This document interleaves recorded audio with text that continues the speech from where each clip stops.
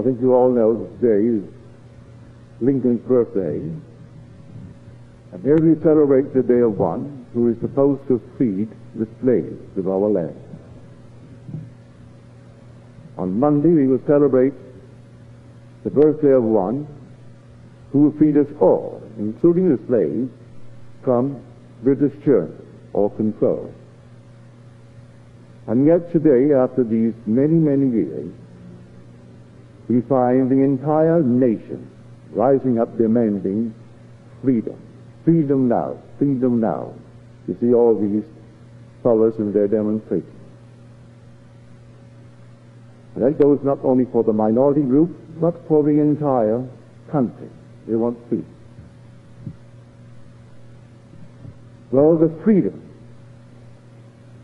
sought by worldly men, where they seek exemption from all external restraints, can be realized only by union with that pattern man who achieved full and complete freedom. Without union with that pattern man, there is no freedom. No matter how they scream for it, and they're all screaming for it, they will not find it, they will not get it until union with the pattern man. For freedom is the gift which he, by union with him, bestows upon his brothers. And there is no other way out of the maze. So you and I are blessed at this moment because we are on the verge. If we have not received union with him, we are on the verge of receiving union with the risen Lord. There are those today who are only starting the game. For the game is from innocence through experience to freedom. So innocence is simply defined as lack of the acquaintance of good and evil. They can't discriminate. Lack of any understanding of good and evil. We see it today in our midst, where a girl, white pigment, in spite of all the so-called evolutionists, who cannot discriminate between good and evil.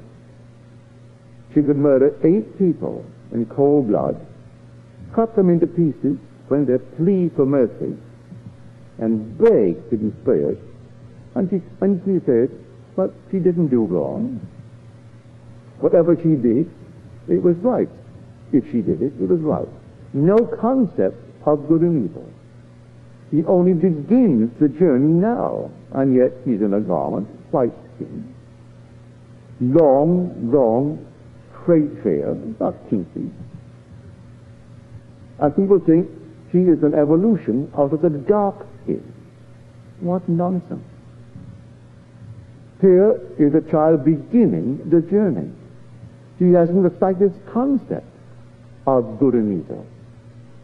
She has thousands of years of a journey before her, where she has to go through the furnaces and experience all the things that you have experienced.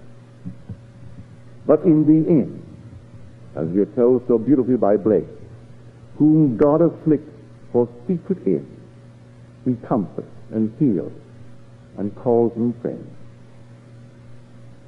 So in the end, she will be redeemed. She will have union with the risen man, the pattern man. And she will experience the entire story as told us in the gospel. So when today they're all demanding freedom, demanding this, demanding that, they will never know what freedom really is until they have union with the pattern man.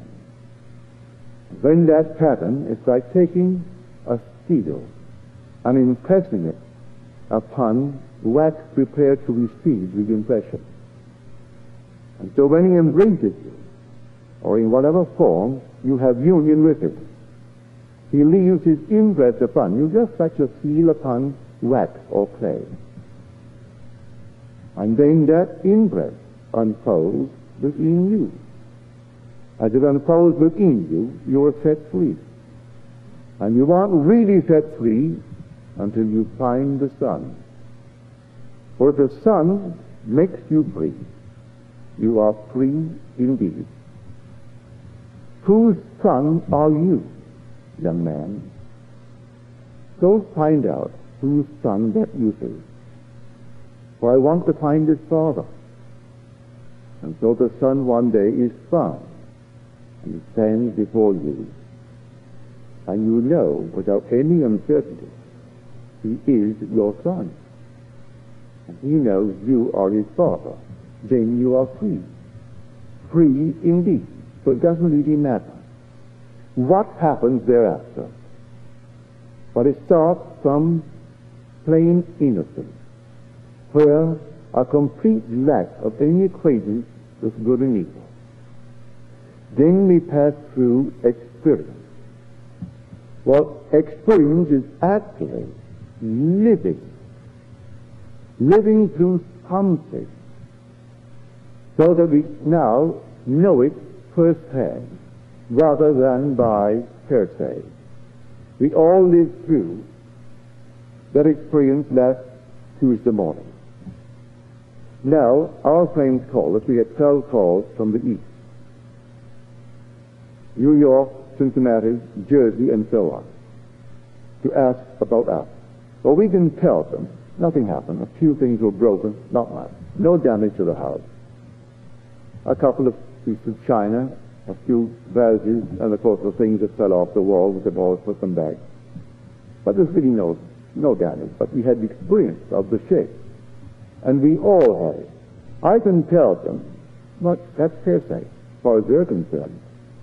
We had the experience. They only know it from hearsay. So experience is something that one has to live through. To experience is to actually live through something, so that you have a first-hand knowledge of it, rather than have someone tell you about it, so that your knowledge of it is only hearsay. You're not a witness if it's hearsay. And freedom is simply liberating the slave. It's really self-realization. It is a complete self-fulfillment in a spiritual sense. When I speak of self-realization, I'm not speaking of any organization that calls itself a self-realization. I'm speaking about actual self-realization. When you discover who you are, and you will never in eternity discover who you are until the Son stands before you. And then you know who you are. And then you are set free. For bear in mind, it was God who was crucified. It was God who was buried. It was God who rose from the dead. It was God who was born from above. It was God who found David. And it was God David called my father. It was God whose body was split in two from top to bottom. And it was God who was ascended into heaven like a fiery serpent. And it was God on whom the dove descended. There is only God in the world. So when we go back into Scripture, and the journey begins in the 3rd chapter of Genesis, and we read the story of the serpent, and the serpent is asking a question of Eve. Did God tell you that you should not eat of the trees of the garden? And he said, no, that I should not eat of the tree in the midst of the garden, but all the other trees. Did he tell you that you would die? because you will not die. But if you eat of it, your eyes will be opened, and you will know good and evil. You will become as God, knowing good and evil, if you eat of it. And it seemed good to her to eat of it, so she ate of it, and then had the experience of good and evil. If you look up the definition of the word serpent, it is defined as to learn from experience. It is in your concordance, if it's a good one. I am quoting from James Strong's concordance. It's a different word from another serpent used in Scripture. This serpent is to learn from experience. There's no other way to learn it. The other time the word serpent appears is the seraphim, which means a fiery being, a being set on fire. That's when you are changed into heaven. That's the fiery being that comes out. The entire Old Testament is nothing more than a shadow. It is an adumbration, the foreshadowing of things to come. The New Testament is an active parable. For a parable is a story told as though it were true, leaving the one who hears it to discover its fictitious character and then learn its message, and either accept it or reject it. So the story told of Jesus Christ is the pattern man. It's an actual pattern. And when in one, and Paul implies, if he ever wrote that first letter to Timothy, some scholars question that he wrote it. But Paul is not a person. Paul is a state of consciousness. So whoever wrote it is talking about Paul. That's the state. And he tells you that I am the former. It was first in me that the example was set forth. And here he tells you, but he doesn't spell it out, the actual pattern. But he tells us that it was in him. He was the foremost in which this pattern, this example, they use the word example, but the King James Version uses the word pattern. I prefer that. While the Revised Standard Version uses the word example. In him was the first, the foremost, where this example took place. Now, the pattern is, as I told you earlier, that God and God alone was the one who was crucified. I have been crucified with Christ. Nevertheless, I live, yet not I, but Christ lives in me. And the life I now live in the flesh, I live by the faith of the Son of God who loved me and gave himself for me. So I'm alive by a certain sacrifice. That is God, because God and the Son are one. In this sense. So here, I am that Son, because all the sons to form God. And we, the sons, came down into this world. There I am crucified on this garment, the only cross that God ever wore.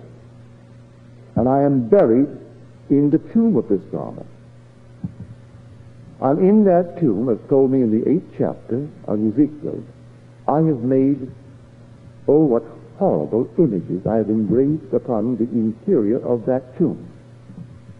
If you read the 8th chapter of Ezekiel, and he said to the Son of Man, make a hole. So I made a hole.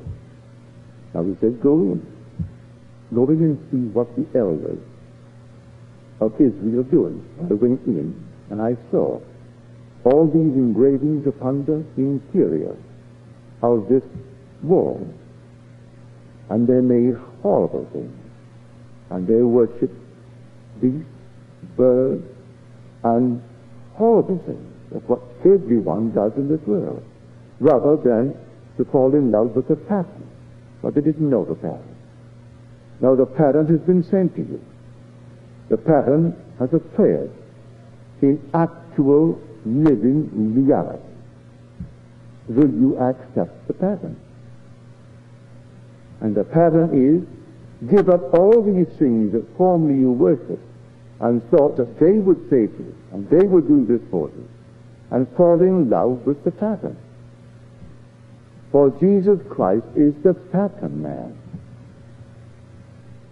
One day you are embraced by the pattern, it will be male.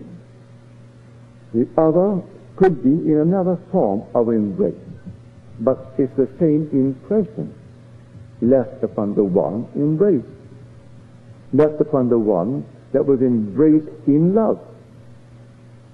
And so when the act is over, he is sent into the world, and then during this journey, this impression unfolds within the individual who was embraced, on whom that impression was made, like the seal on wax. And then you know who Christ is. For Christ comes to us as one completely unknown, yet one who, after the embrace, lets us experience who he is. And we experience it in ourselves, and it's not a he anymore. I am. So the whole thing is all within the individual. And he unfolds the entire story as told us in Scripture. That's the only freedom that man will really ever truly enjoy. So we can have a Lincoln birthday to set slaves free, and a Washington's birthday to set all Americans free, and yet all Americans still crying out for freedom, for liberty. And all the minority groups, blacks, Chicanos, everything else crying out to be liberated. And you will not in eternity be liberated, save through union with the pattern man. The pattern man who has achieved complete freedom. So when you're embraced by him, you're embraced by freedom itself. And that impress then unfolds within you, and you are as free as the wind. You find the one being that really sets you free is the Son of God. And he stands before you, and you know who he is, or you know who you are. Therefore, it's a complete self-realization. It's a complete spiritual fulfillment. And then you know. So it doesn't matter what happens thereafter, earthquakes, volcanoes, wars, anything in the world. You have reached the end. And your only feeling then will be for those who are now starting the journey. Instead of condemning and asking for the gas chamber, you look upon this little thing. It's like a thing, just starting. Only now tasted of the fruit of good and evil, and can't quite discriminate as yet. It doesn't know. And here it is faced with 6,000 years of a horrible journey. But as Blake said, do not let yourself be intimidated by the horror of the world.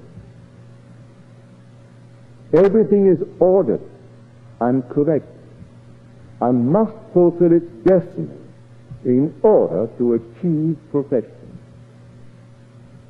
Follow this path, and you will receive from your own ego a deeper perception of the eternal beauty of creation.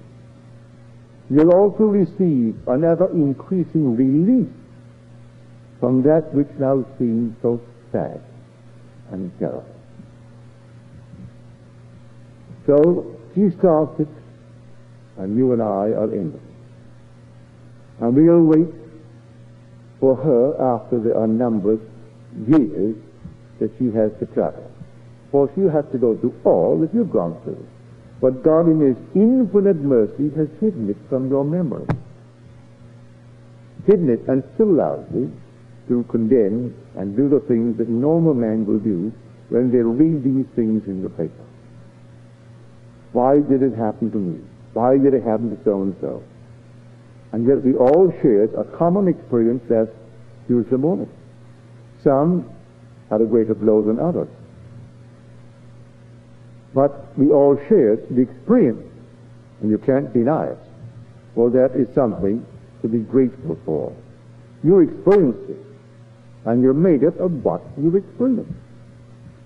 Others cannot be witnesses to these things if they could only be those who say, well, I heard it say. Well, I heard there was, as our friends call it.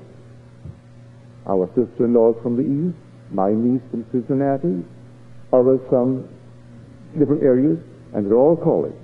I'm quite sure one from Greece, next week will be writing in. You can't get through by telephone. And she'll be asking all kinds of things because kids will go out and they try to scare you all the more. One called from New York to say, we just heard on the TV and we've been trying all day to get you. And some authority, they're all authority, strangely enough. And he says this is only the first one. The big one is coming. And of course, it puts her right into a tizzy, as though this little thing knows what he's talking about. He didn't predict this one, but he's going to predict the next one. And then he gives his name and all the little degrees behind his name, and he teaches over Caltech, so he is an authority. No one knows. No one knows. And whenever it comes, let it come. And I tell you, let it come. You have experienced what only a very small section of our country experienced this last Tuesday night. And life is made up of experiences. So the surface simply means to learn by experience. And we listened well. And the fruit tasted good. And we came out into a world of experience. Because the journey is from innocence through experience to freedom. And that freedom is to awaken as God Himself. So we're being plucked from a garden, as I saw it so clearly one night. This infinite field of human flowers, like sunflowers. And yet I knew, as I looked at them, and they were so beautiful, I knew that I enjoyed a far greater measure of freedom than all of them put together. For there they were, beautiful, and seemingly perfect forever. If one smiled, all smiled. If the wind moved one, it moved all in the same direction. Whatever one did, all did. And I felt myself free to do what I wanted to do. I could walk if I wanted to. I could turn around if I wanted to. I was not moved by a chorus. And there was simply a chorus, all moving in unison. And I had been plucked before that. And I ate of the tree of knowledge of good and evil. And came out into a world. And started, and the first act was murder. And Cain killed Abel. And he did it through jealousy. And here is an act of jealousy.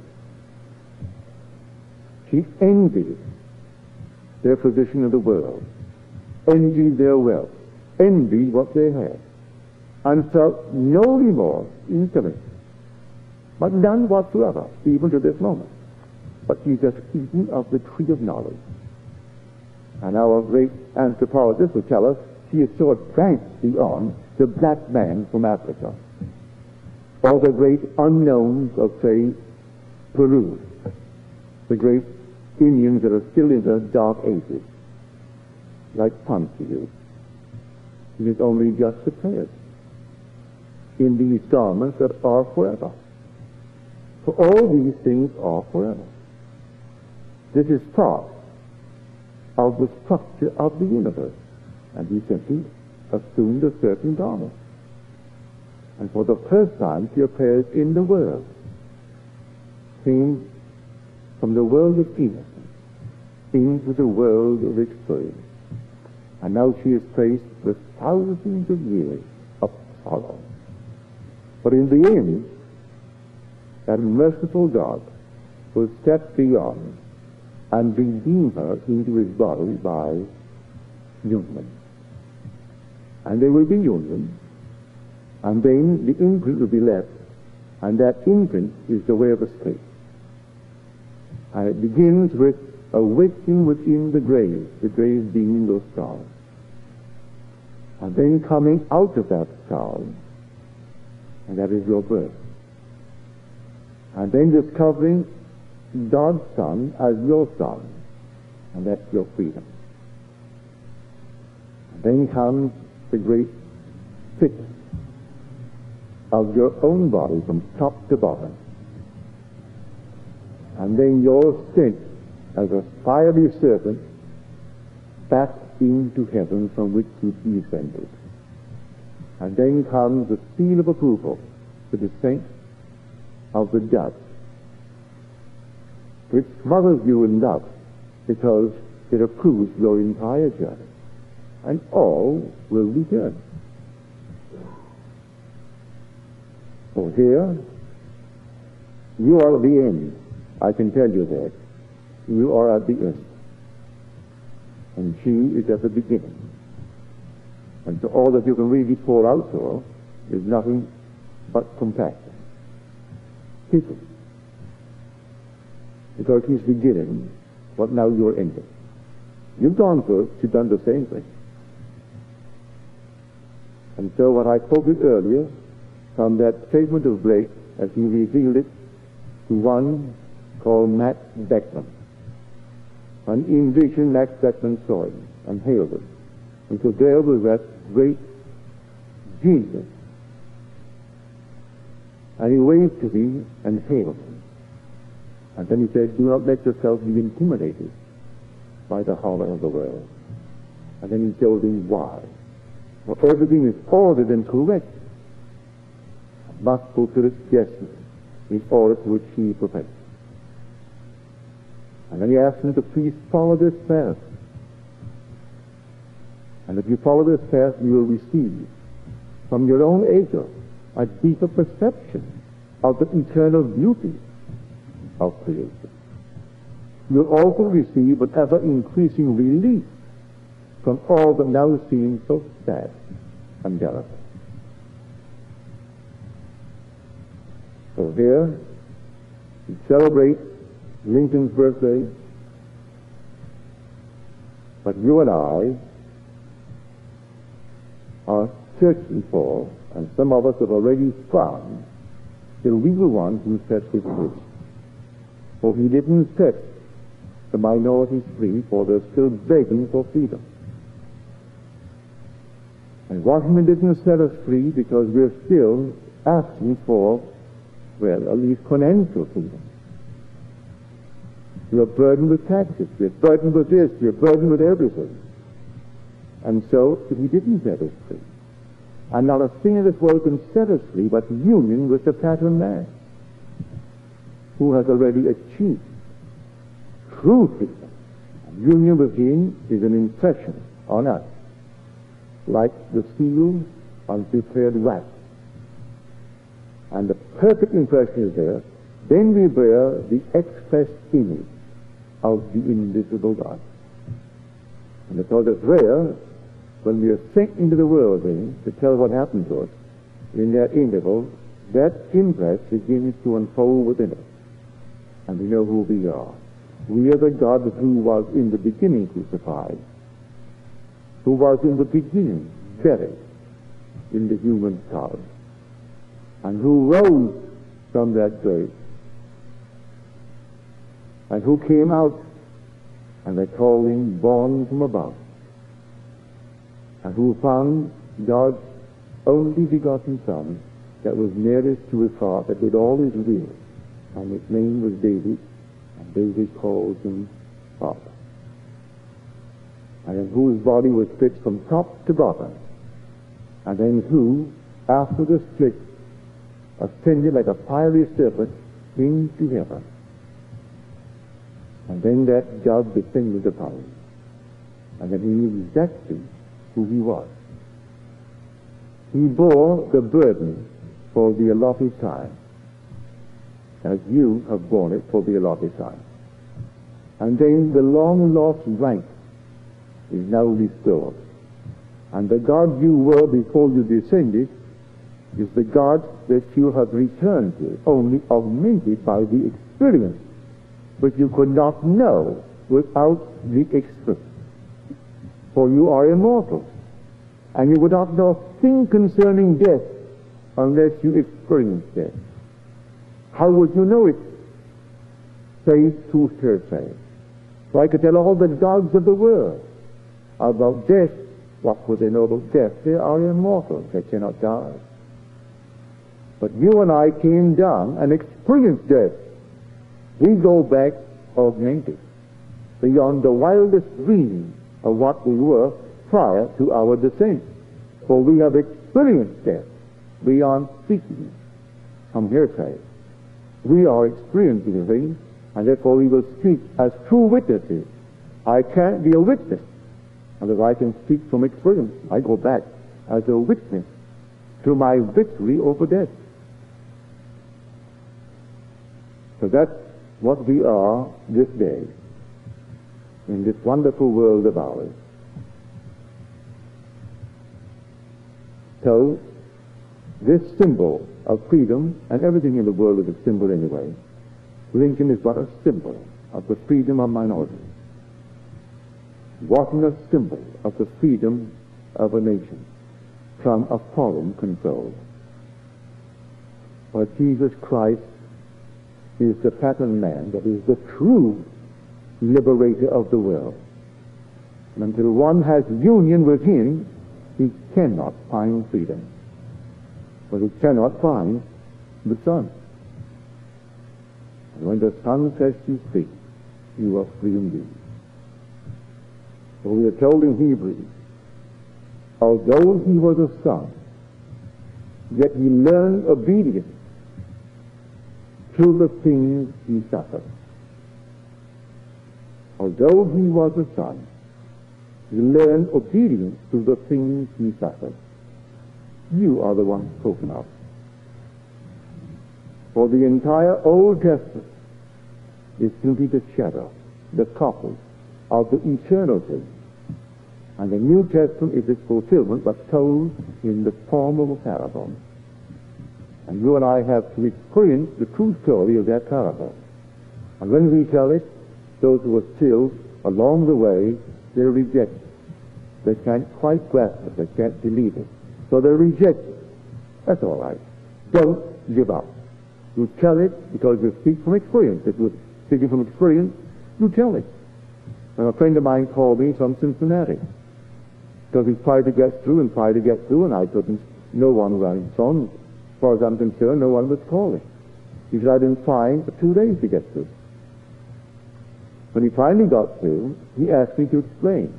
Well, I said, as far as I'm concerned, you are perfectly healthy. I woke just about 1 minute before 6. I went to the bathroom. I was only there a minute, less than a minute. Before I could get back to my base, the thing started. And as you know from experience, how intense it was. It came so suddenly. There was no rumble, just one solid mass of shaking. But from every direction. So I said, as far as I'm concerned, somebody held our house and shook it in all directions like a dog taking a little rag thing and shaking it. And so I could barely touch the bed. When I heard my wife say, don't walk, don't get off the bed. She didn't know I was off the bed. Don't get off the bed, stay just where you are. Don't come in here. Because you can't walk, as you know you can't walk. You just simply, it comes north, south, east, and west all together, plus some other direction. And so here you are helpless. You can't shoot the one who is doing it. You can't find anyone to get even with them. I've said and said it. You're taking something and you can't find that culprit who is doing it. And then all of a sudden, you start picking up the glasses, picking up the dishes, and picking up the things that he did, humanly. And it's all prepared for us. So I can speak from experience. And I could tell him over the phone, but he can only repeat what I said, and it's only hearsay. He doesn't know from experience. gives sense that you now know from experience. Memory one day will return, and the entire horrible drama that you've gone through, playing the actor in it all, sometimes the victim, sometimes the culprit. You play them all, and at the end you come out, and because you play them all, you forgive all. But it is all to awaken you to the being that you really are. For the purpose of this whole journey is to awaken us, the Son, to fatherhood. That's how the Father rises to a higher level, by taking his Son, who comprised him, and putting him through the horrors of the world, which is himself, because he's made up of his Son.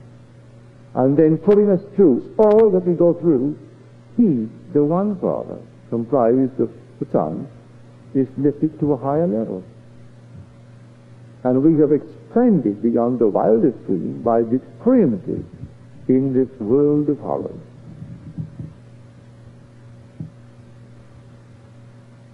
So, when they are seeking freedom, and you'll see them tomorrow morning, 7 o'clock, you'll find another demonstration, and another demonstration. This one wants freedom, and that one wants freedom. And you ask them, what do you mean by freedom? They can't tell you. They mean freedom from external restraint. Freedom to do anything they want without any restraint. And there is no such freedom until union with the pattern man who is all love, who would hurt nothing in the world. Until that union takes place, you will never enjoy the freedom that you are seeking, which is complete freedom from all external restraint. And you'll find them whether by a minority group or any other group in the world. Fortunately for me, I have never called myself one among the minority. I came here as a stranger to America, but not from the day I landed did I ever think myself other than one with America. I never called myself an American Barbadian or an American West Indian. It never occurred to me to have this hyphenation in my words. I either am an American or I am not one. As long as I'm living here and became an American, I'm an American. But to call myself a Mexican American or a black American or a white American, or that's to be stupid. And so I am, while I'm here, by adoption, I'm an American, equal with anyone born here,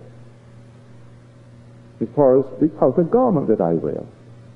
But when all these call themselves by this name, a Japanese American, a Chinese American, a Mexican American, I can't see why. Why don't we drop the little hyphenation and just simply be American? And then find this wonderful story concerning the only one that can set you free. And seek him beyond all things. And don't substitute some little thing for him. The whole vast world has substituted these a worshipable image. They've made all kinds of images and they worship it instead of seeking of all things this internal word, which is only a pattern. Now let us go into the South.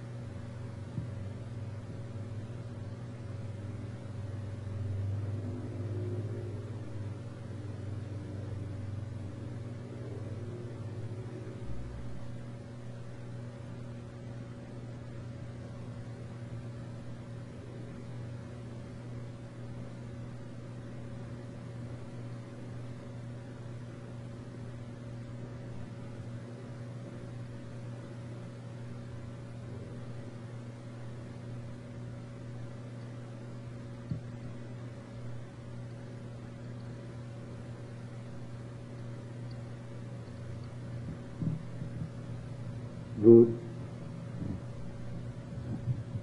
So are there any questions, please?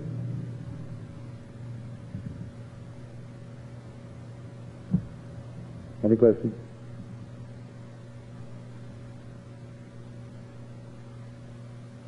Yes.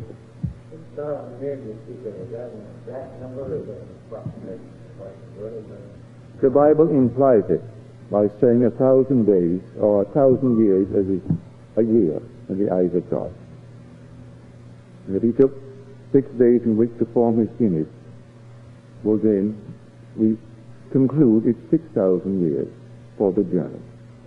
But it's not stated definitely in that manner. It's implied in Peter's letter and in the first chapter of Genesis on the 6th day, when Peter tells us that one day in the Lord's vision is equal to 1,000 years of me. It is implied.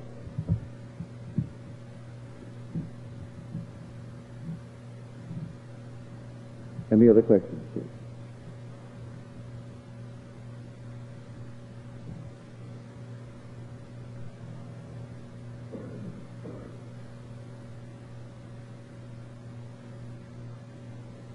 If there aren't any other questions, well then, we call it a day. Thank you. Good night.